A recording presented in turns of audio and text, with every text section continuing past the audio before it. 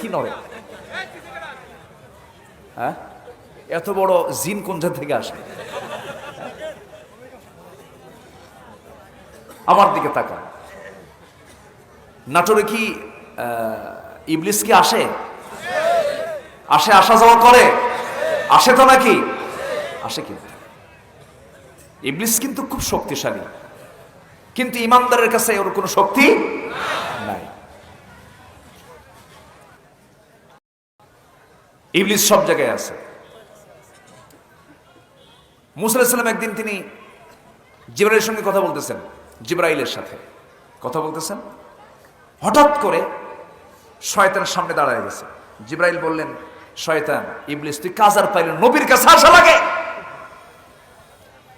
Mister ইবলিস বলে, জিবরাইল মুসা তো দুনিয়াতে আছে, আমি আদম আর হাওয়াকে জান্নাতে ঢুকে ওয়াসওয়াসা দিছি।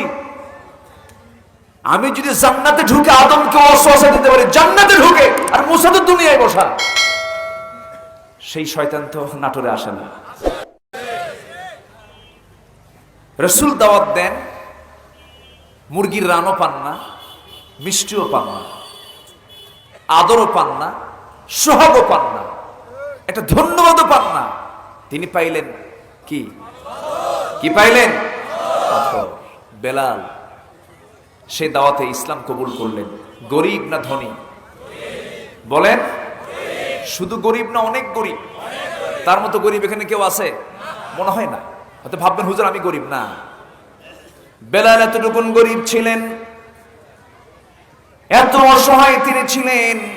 তার সম্পত্তি ছিল শুধুমাত্র সতর ঢাকার শুধু কাপড়টা ছিল। আহা, শুধু নাভি থেকে হাঁটু পর্যন্ত এতটুকুন কাপড় ছাড়া তার দেহে আর কোনো কাপড় ছিল না, তার কোনো সম্পদ ছিল না। এখানে কি একজন মানুষ হাত তুলে বলতে পারবেন হুজুর শুধু আমার এই সতরের কাপড় ছাড়া আর কিচ্ছু নাই? কেউ কি বলতে পারবেন নাকি?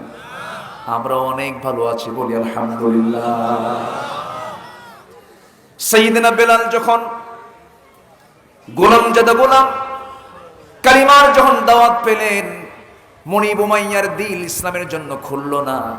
বেলাল সঙ্গে সঙ্গে বলে ফেললেন, দেরি করব না, মহাসত্য যখন কাছে পেয়েছি আর দেরি না করে আমি এখন পড়লাম লা ইলাহা ইল্লাল্লাহু মুহাম্মাদুর রাসূলুল্লাহ সাল্লাল্লাহু আলাইহি ওয়াসাল্লাম। কি গরিব তিনি ছিলেন! বাবা গোলাম ছিলেন, ছেলেও গোলাম ছিলেন। আফ্রিকান নিগ্রো কালো কুসকুসে মানুষ ছিলেন। ঠোঁটটা মোটা ছিল, দাঁতগুলো ফাঁকা ফাঁকা ছিল, মাথার চুলগুলোতে চিরুনি ঢুকতো না, গুনার মতো শক্ত শক্ত সেই চুলগুলো ছিল। এত কালো ঘন মানুষ ছিলেন, তাকে দেখে সাহাবীরা মাঝে মাঝে মজা করে বলতো কালো পাহাড় আসতেছে। ওই যে কালো পাহাড় আসতেছে, রাসূল সেই সময় সঙ্গে সঙ্গে বলতেন, সাহাবীরা আমার বেলালকে তোমরা কালো পাহাড় বলে ডেকো না, কারণ আমার বেলাল দিন গ্রহণ করতে গিয়ে যে পরিমাণ রক্ত ঝরেছে, বেলালের রক্তের মধ্য দিয়াই আল্লাহর দিন কায়েম হয়ে যাবে। তোমরা আমার বেলালকে কখনো গালমন্দ করে কোনো কথা বলতে যেও না। আমি হলাম ইমাম, আর মুয়াজ্জিনকে বলেন, আস্তে মুয়াজ্জিনকে বলেন বেলাল। কালো মানুষ, কিন্তু আজান যখন দিতেন বাহ্যিকভাবে আজানটা তেমন সুন্দর ছিল না, কণ্ঠটা কর্কশ কর্কশ ছিল, কণ্ঠের মধ্যে বাহ্যিকভাবে তেমন সৌন্দর্য না থাকলেও বেলাল যখন আজান দিয়েছেন তার আজানটা আরশ আজিম পর্যন্ত স্পর্শ করেছে। আহারে, বেলাল আজান দিচ্ছিলেন। আমার নবীজি সেই সময় কি করতেন? সব কাজ ফেলে রেখে আমার নবীজি বেলালের সামনে দাঁড়িয়ে যেতেন। যখন তিনি বলতেন আশহাদু আন্না মুহাম্মাদুর রাসূলুল্লাহ, আমার নবীর দিকে নখটা উঁচু করে ধরতেন, ডান হাতে নখ উঁচু করে রাসূলের দিকে তাকাতেন আর বলতেন আশহাদু আন্না মুহাম্মাদুর রাসূলুল্লাহ। রাসূলকে দেখে দেখে জীবন্ত আজান দিয়েছেন। কিন্তু আমার নবীর ইন্তেকাল যখন হয়ে গেল, আজান বন্ধ হলো। বেলালের আজান আর কেউ বেলালকে দিয়ে দেওয়াতে পারে না, খালি কান্দে।